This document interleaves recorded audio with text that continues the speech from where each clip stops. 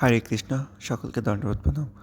তো আমরা আজকে একটি চমৎকার বিষয় নিয়ে আলোচনা করব। সেটি হচ্ছে যে ভগবত ভক্তদের প্রতি দেবদেবতাদের মনোভাব কেমন। তো চলুন সেটি আমরা শ্রীমদ্ ভাগবতমের একটি শ্লোক থেকে জেনে নেই। তো সেই শ্লোকটি হচ্ছে শ্রীমদ্ ভাগবতমের প্রথম স্কন্দের 19তম অধ্যায়ের 18 নম্বর শ্লোক। আমরা এই শ্লোকের অনুবাদ এবং তাৎপর্য থেকে জানব যে স্বর্গের দেবদেবতাদের মনোভাব আমাদের এই গ্রহলোকের ভগবত ভক্তদের প্রতি কেমন। তো সেটি আমরা এই শ্লোকটি থেকে জানব। তো চলুন আমরা শ্লোকটি একবার শ্রবণ করে নিই। এবং চ তস্মিন নরদেব দেবে প্রায়োপবিষ্টে দিবি দেব সংঘা প্রশস্য ভূমৌ ব্যাকিরণ প্রসূনে মুদা মুহুর্ধুন্দবয়স্য নিধু।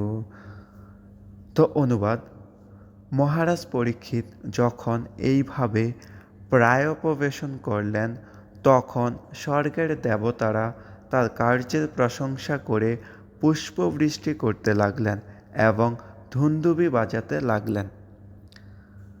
হরে কৃষ্ণ। তো আমরা এখন এই শ্লোকের অনুবাদ অধ্যয়ন করলাম। এখন আমরা এই শ্লোকের তাৎপর্য অধ্যয়ন করব।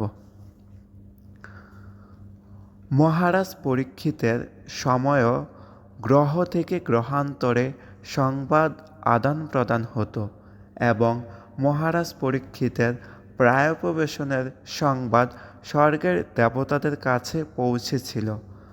দেবতারা মানুষদের থেকে অনেক বেশি সমৃদ্ধিশালী, কিন্তু তারা সকলে পরমেশ্বর ভগবানের নির্দেশের অনুগামী। স্বর্গলোকে কোনো নাস্তিক নেই, তাই তারা সর্বদা পৃথিবীর ভগবত ভক্তদের প্রশংসা করেন এবং পরীক্ষিত মহারাজের আচরণে তারা অত্যন্ত আনন্দিত হয়েছিলেন এবং ধুন্দুবি বাজিয়ে পৃথিবীর উপর পুষ্পবৃষ্টি করেছিলেন। কেউ যখন ভগবত ধামে ফিরে যান তখন দেবতারা অত্যন্ত আনন্দিত হন। তারা ভগবত ভক্তদের প্রতি সর্বদা এতই প্রসন্ন যে তাদের আদিদৈবিক শক্তির দ্বারা সর্বতোভাবে ভগবত ভক্তদের সাহায্য করেন এবং তাদের সেই কার্যকলাপে ভগবান তাদের প্রতি প্রসন্ন হন। ভগবান, দেবতা এবং এই পৃথিবীর ভগবত ভক্তদের মধ্যে পূর্ণ সহযোগিতার একটি অদৃশ্য শৃঙ্খল রয়েছে। তো এইখানেই তাৎপর্য সমাপ্ত।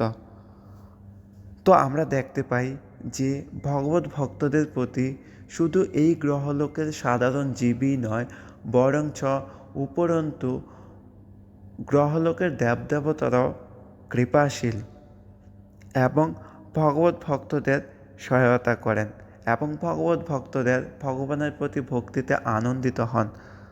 তাই আমাদের এই শ্লোকটি থেকে অবশ্যই শিক্ষা নেওয়া উচিত এবং ভগবানের ভক্তি যথাযথভাবে সম্পাদন করা উচিত এবং সকলকে শ্রদ্ধা করা উচিত। হরে কৃষ্ণ, সকলকে দণ্ডবত প্রণাম।